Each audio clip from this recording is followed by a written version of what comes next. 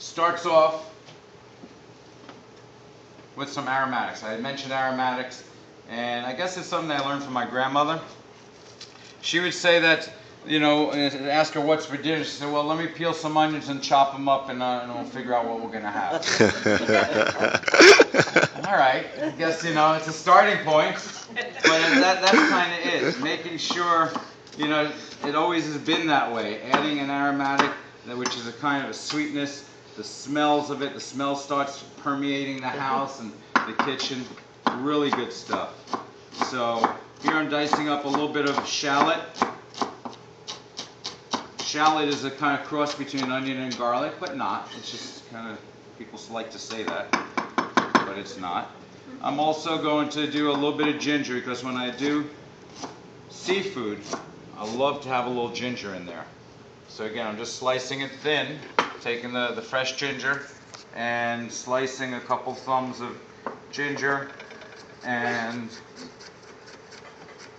going to just julienne it, and then you turn it the other way and kind of dice that as well.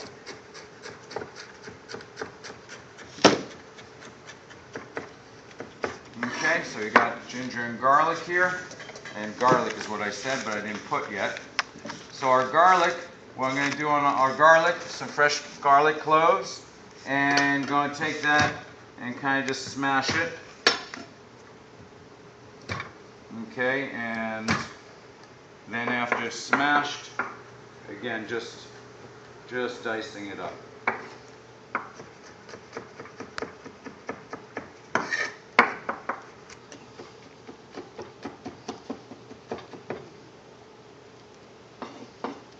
So this dish is very interesting, because I'm going to use the green mango in this dish.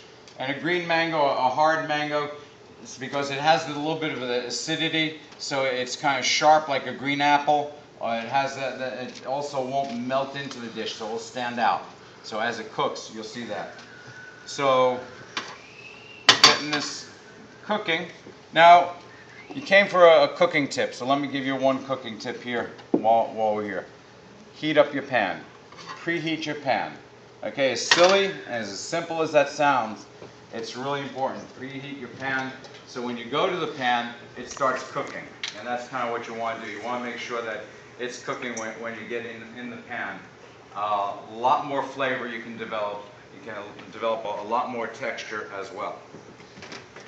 So as that warms up, it's taking its time. Into this also, I'm going to do a little chorizo. Okay? So I'm going to add a lot of flavor into this with the chorizo. So the chorizo also is going to get diced up a little bit. Chorizo is a kind of a peppery, garlicky, smoky sausage. Okay, so lots of big flavors going in here. And so as we get this going, you'll start to have a whole different smell in the room. Okay. A little bit of olive oil, just to start this off. Okay, so you can see that's hot already. I don't know if you got that smell yet, but smell just came waffling up. Okay.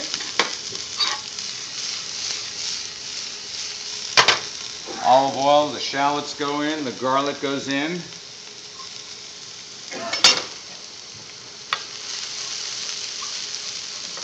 And we do that just to soften it, sweeten it a little bit. The French call it sweating it for a little bit. Real nice. Okay, so nice aromatics, starting off with that. Then we're going to add in some ginger. Anyone smell anything yet in the room? Is it starting to get back there yet? Okay. So we've got some ginger going on. Okay, now I can start to smell that. Okay, so just before it starts to color, I'm going to add in the chorizo.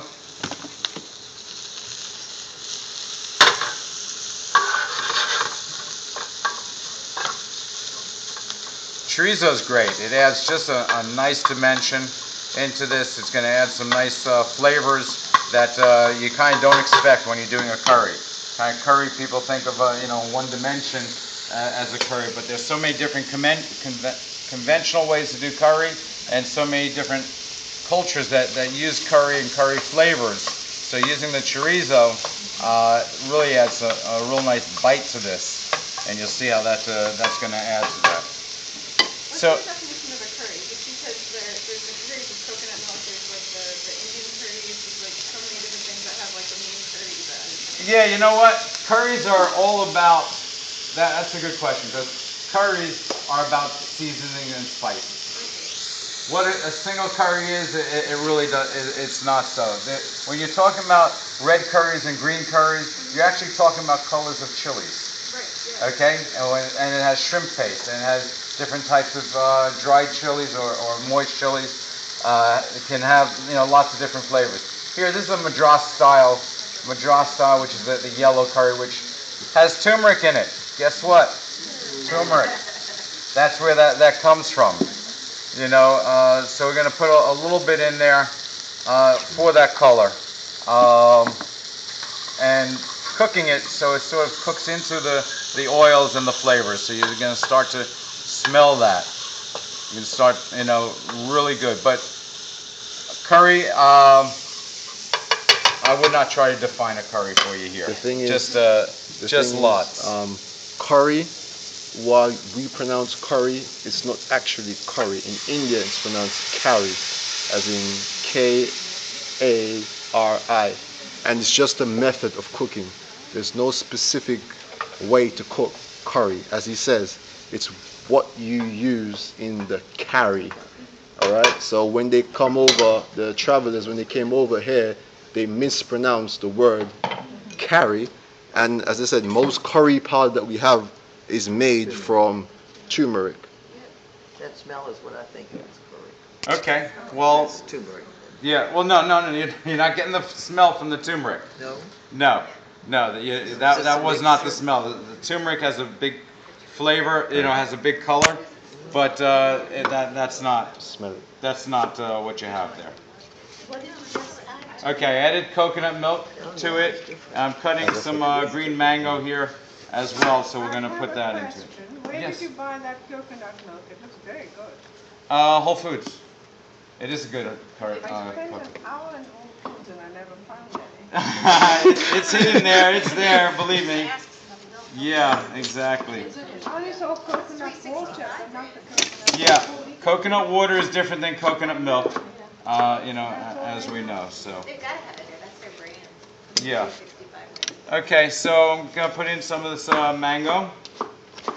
Dicing this into cubes, and this has a little bit of a nice snap to it. So as you can see, it's kind of like a green appley, lemony sort of flavor to that. So I got that going on in there. Okay, so then gonna add in our shrimp. Okay, a couple of shrimp. So we got some nice flavors going on. That. Okay, and you're gonna start to cook that into it.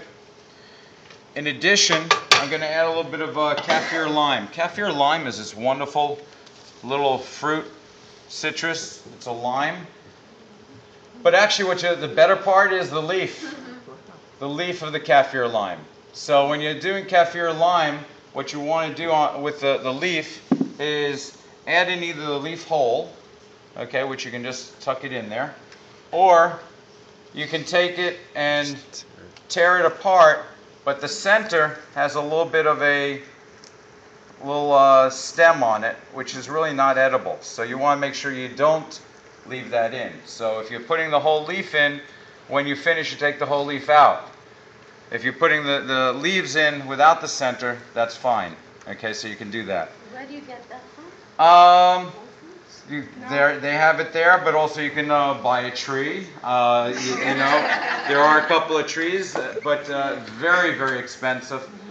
It is the flavor of Southeast Asia. It is the flavor of that area, along with lemongrass. Yes. That is like the big flavors that really identify that area. What about curry leaves instead of that? No. Two different worlds. If you can't find, You know, we can make every kind of dish, every chef has a different recipe. Nothing wrong with curry leaves. They're not kaffir lime leaves, that's all. They just have a leaf in common. That's if being you can't used. find, if you can't find kaffir lime leaves, the closest thing you can use is lime zest. That's the closest thing.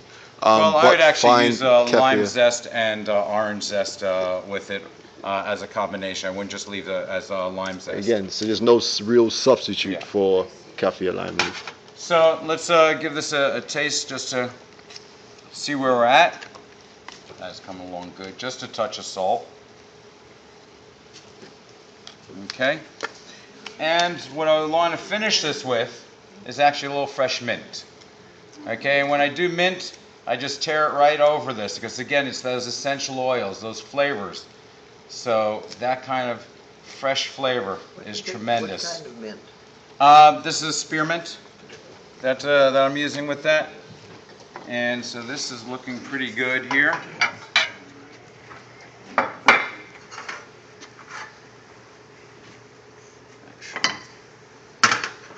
Sure is smelling good. Smelling good, huh? All right, that's good. What restaurant do you work at?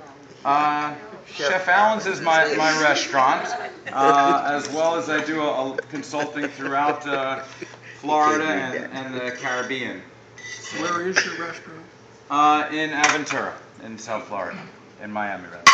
Okay, so here you go. That's our shrimp and chorizo and mango curry, which is our first dish that we've got. Lots of big flavors going on. Do you and now, prepare that down at your restaurant? yeah, from time to time.